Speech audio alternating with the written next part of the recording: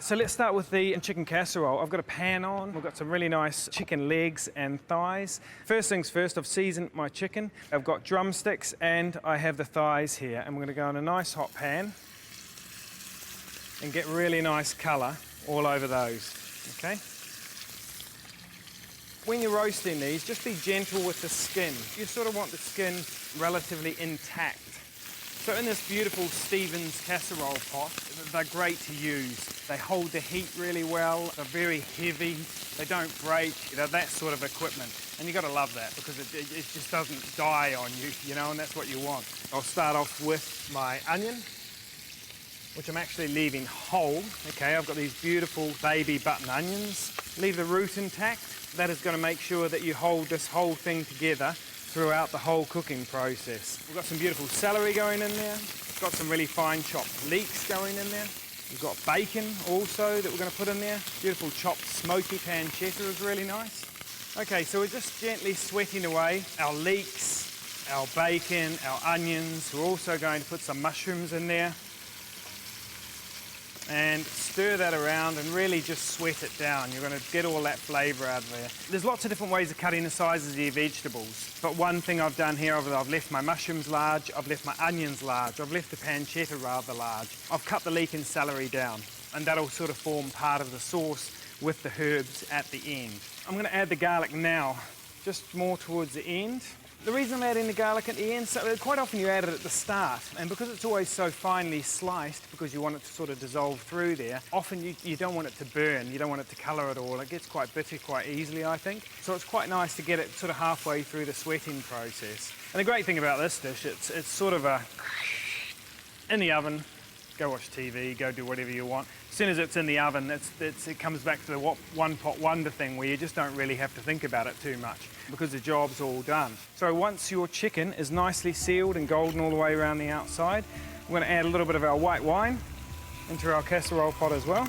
Now I'm also going to put a little bit of mustard in here. I've got two different types of mustard. The whole grain mustard here, I'm mixing with a little bit of the hot English mustard, and that way you get that beautiful whole grain flavour and all those mustard seeds through the dish, but you also get a bit of a kick from the hot English mustard.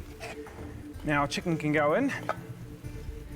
I didn't put a huge amount of olive oil in the pan, as you can see, and there's quite a bit of fat that's come out of that chicken. You don't need to put that in there, and we'll get rid of that. Nice big handful of fresh tarragon in there. Stock. We'll do a little bit of extra seasoning. I'll do a little bit of pepper now. A little bit more salt. Not a lot of people cook in these sorts of things, I don't think, anymore, but I think they are great fun to cook in because they, I don't know, cooking in this just feels different. It feels a lot more traditional, I guess, because it's a very traditional way of cooking. And once it's up to the boil like that, you can put it in your oven, probably about 150, maybe 160 degrees. Anything between 140 and 160 is going to be okay. It's going to tick over. You don't want to boil it strongly in your oven. That, done. Now, it's going to take approximately, I would say, 35 minutes. And then just leave it, let it rest for 20 minutes or so, and it's going to be spot on. Peel your potatoes, and we'll just slice them nicely on a slicing machine. This is sort of a Japanese mandolin, which is very, very good. You get a really nice even pieces. And you can see that I've sliced them thin enough that I can sort of bend them and work with them, okay? Probably the other key to it is to use sort of the same size potatoes. About that size is quite good.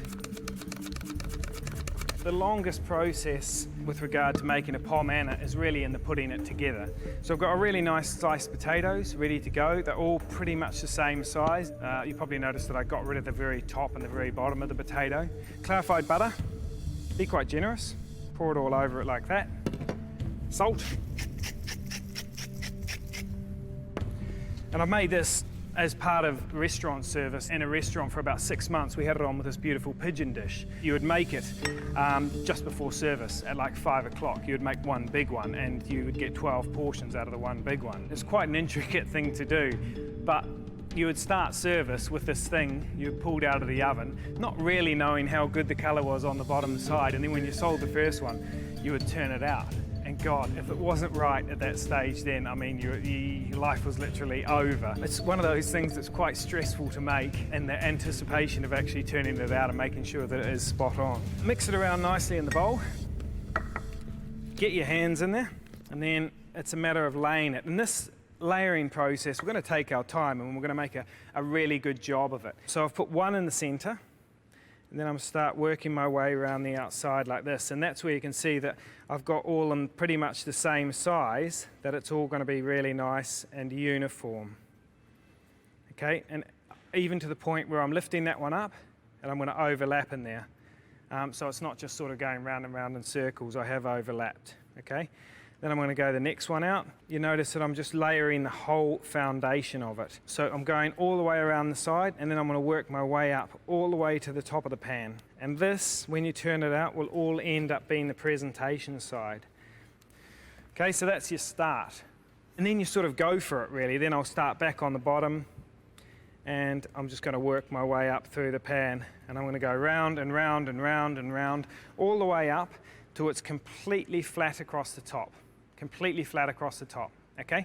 In fact, you're going to slightly dome the center. You're going to give the center about 1.5 centimeters more than the rest of it. So it should end up slightly domed, because as it cooks, like anything, potato, you cook it in the oven when you're making scallop potatoes or whatever, it collapses, and it'll collapse from the center. And what you want it to collapse out to a perfectly flat surface rather than something that ends up being inverted. I've filled that right up completely to the brim, cartouche on top, and a lid on top.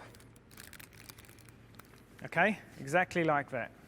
The first thing I'm going to do before it goes in the oven is I'm going to put it on the heat, and I'm going to get that bottom working. I'm going to start that bottom process of caramelizing working. Now, I'm going to put that in the oven. I'm going to bake that. It's probably going to take over an hour. I'm probably going to do about 35-40 minutes like this, which is creating steam and not too much color. And the rest of the time, I'm going to take everything off and I'm going to bake it exposed, okay? So you've got it sort of working away. Just started the cooking process, and get the pan nice and hot and the base of it is working. Up you go and straight in the oven. So let's get into this Stevens casserole pot and see what we've got. You've got a beautiful sort of casserole. So what I'm going to do is go through and gently lift my chicken out. Okay, and I'll take out a certain amount of the ingredients here as well.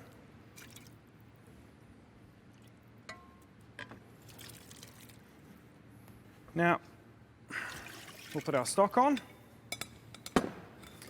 So I've got my chicken separated, I've got the vegetables separated, and my sauce goes back on, and I'm going to start reducing that. I'm going to taste it, I'm going to put more mustard in it, I'm going to put fresh cream in it, I'm going to put fresh tarragon in it, and I'm going to make a really nice delicious sauce with that.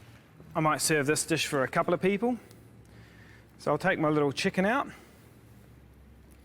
It's quite nice to cook it on the bone, and it's very, very easy to pull the bones out afterwards. You can see that I've just sort of simply slipped that bone out from in the center. Again, turn it over, grab the bone, and it just sort of pulls out. And that also tells you that the chicken is perfectly cooked. Now my little legs, same again, these are quite big fat legs.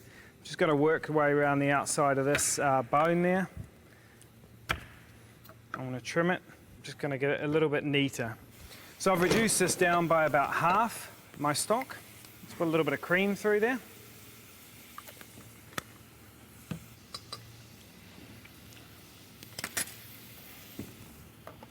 It's much more chickeny than it originally was.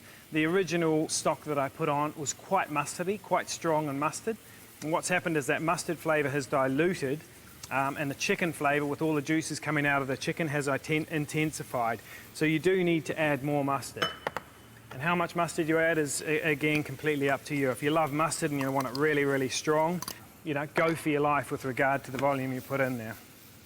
So at that stage, our garnish can go back in.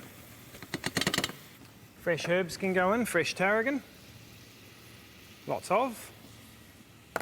And then it's a simple case of sort of just spooning it over the top. Get all your big pieces in first, your big mushrooms, your beautiful big onions that you've got going on there, and then just pour the rest of it over. There you go. There's our chicken casserole, which, you know, again, what's not to love about that? I think it's great. Cream, mustard, chicken, mushrooms, bacon, all those flavours. But now for the Pommes Anna.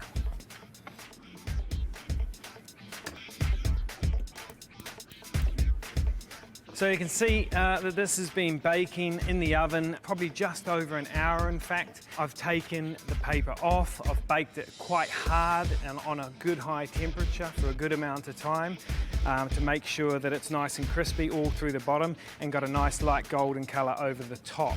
It's been resting for about 15 minutes, so I'm just going to bring the temperature back up. Now first I'm just going to check in the sides to see that it's all released from the outside. And what I also did during the cooking process, because I put quite a lot of butter through it, nice hot towel over the top and just kept draining out quite a bit of the moisture. Got a little upside down pan here, is probably the best way to turn it out. Let's flip it over. And that also crucial reveal. Has it worked out, has it not? There you go. When I see potato like this, I mean, you got to smile, don't you? Because it just looks right. You know, this colour here, that beautiful colour that you've got round the outside is just magic. That's really what you're looking for. So that is it. Beautiful chicken casserole, bacon, mushrooms, onions, whole grain mustard, tarragon, and Pommes Anna. Really old school potato dish. Okay.